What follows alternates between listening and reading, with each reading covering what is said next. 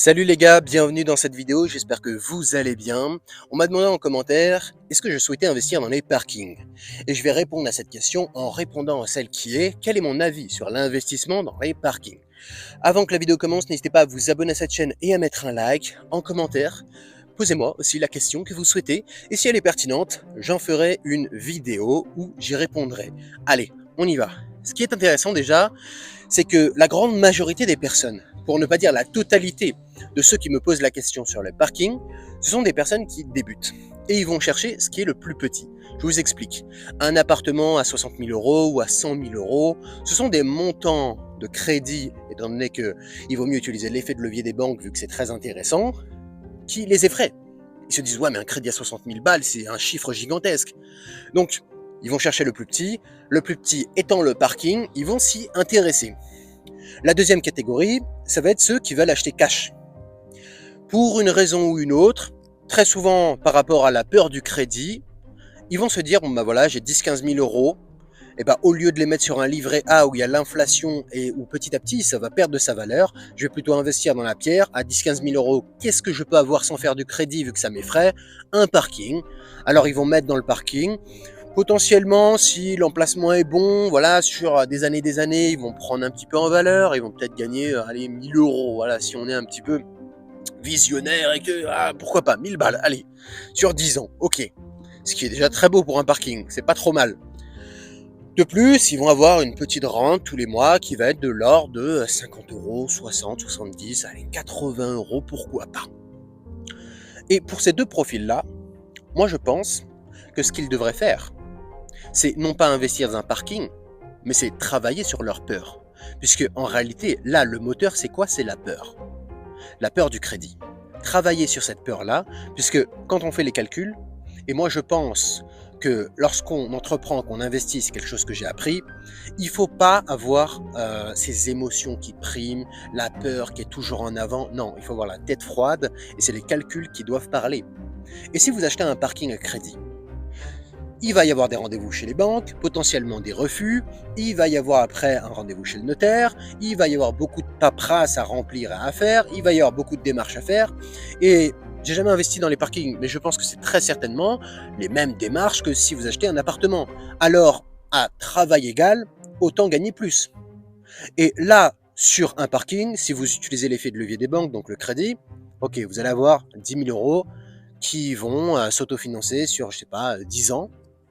Alors qu'à côté de ça, si vous achetez un appartement à 60 000 euros, qui potentiellement va prendre un petit peu de valeur si l'emplacement est intéressant et que vous y avez apporté vraiment quelque chose de par des travaux ou de par une négociation, vous allez avoir non pas 10-15 000 euros comme le parking, mais 60 000, 70 000, peut-être même 80 000 euros, selon ce que vous avez acheté, qui vont s'autofinancer sur une vingtaine d'années. Et là, c'est bien plus judicieux et bien plus intéressant. Donc, travailler sur cette peur-là, et personnellement, ouais, il y a de fortes chances que j'achète des parkings. Pour deux raisons. La première, c'est que je vais acheter des immeubles de rapport. Et dans ces immeubles-là, il y aura potentiellement des parkings. Donc en achetant l'immeuble, j'achèterai aussi le parking ou les parkings. La deuxième, c'est l'opportunité. Ok, ouais, peut-être qu'un jour, en faisant des recherches, je vais trouver un parking qui est vraiment dévalué par rapport au prix et à l'emplacement. Au lieu de coûter 10 000 euros, je vais voir que je peux l'avoir à 3-4 000 euros. Là, je vais l'acheter. Je vais dire, ok, je l'achète 3-4 000 euros et je le revends par la suite 10 000 euros. Et je me fais une petite marge comme ça. Ou aussi, si c'est des lots. Voilà, je vois qu'il y a une opération qui est intéressante. Il y a 4-5 parkings à acheter d'un coup comme ça, en lot. Et étant donné que j'en achète plusieurs, le prix est petit. Vu que si je les avais achetés individuellement, leur prix aurait été plus cher, mais là c'est des lots, donc on a réduit un petit peu le prix si c'est le cas. Je dirais ouais, ok, pourquoi pas, si je fais les calculs et que je vois que c'est intéressant, qu'il y a une bonne rentabilité, pourquoi pas. Ou encore une autre option qui potentiellement pourrait m'amener à acheter des parkings, ce serait celle de ma situation. Je veux dire, quand je gagnais bien ma vie en France, ce qui n'était pas non plus exorbitant, hein, j'étais aux alentours de 2200 euros par mois. Après j'ai aussi eu moins, etc. Bon voilà. À ce moment-là, j'achetais des appartements. Quand par la suite, je vais gagner beaucoup plus, je vais aller acheter des immeubles de rapport. Et quand je suis dans ma situation actuelle, donc là, je gagne de l'argent de par mes rentes immobilières et de par le chômage, Là, si je vais voir ma banque et je leur demande un crédit de 60 000 balles ou même de 40 000 balles ou je ne sais quoi, c'est compliqué. Donc dans ces situations-là, pour continuer à avancer, pourquoi pas investir dans des parkings? Ok, c'est une réflexion qui pourrait être travaillée et qui potentiellement pourrait amener à aller chercher des parkings. Ah, et d'ailleurs, si ce que vous cherchez, c'est vraiment quelque chose de petit, parce que vous avez peur des crédits à trop gros montants, ce que je vous conseillerais, ce n'est pas un parking, mais c'est un micro-logement. Les micro-logements, selon la loi, ça va jusqu'à 13 mètres carrés.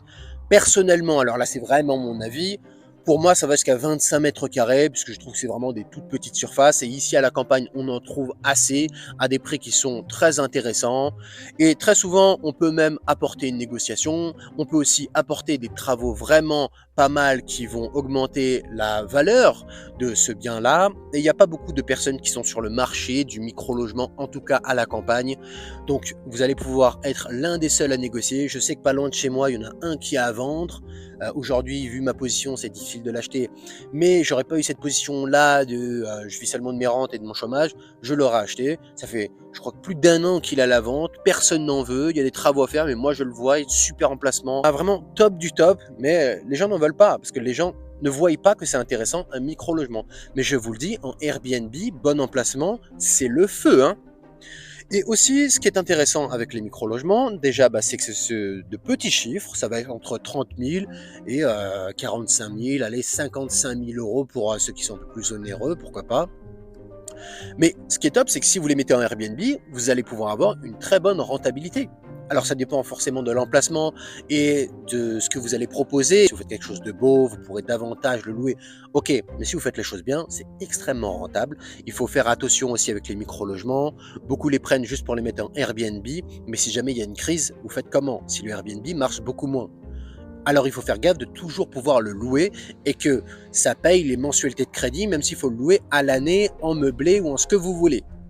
Bon, sur ce, moi je vous dis à la prochaine. N'hésitez pas à vous abonner à cette chaîne, à mettre un like. Comme je vous disais en début de vidéo, mettez-moi votre question en commentaire et si elle est pertinente, j'y répondrai directement en faisant une vidéo. Allez, ciao les gars!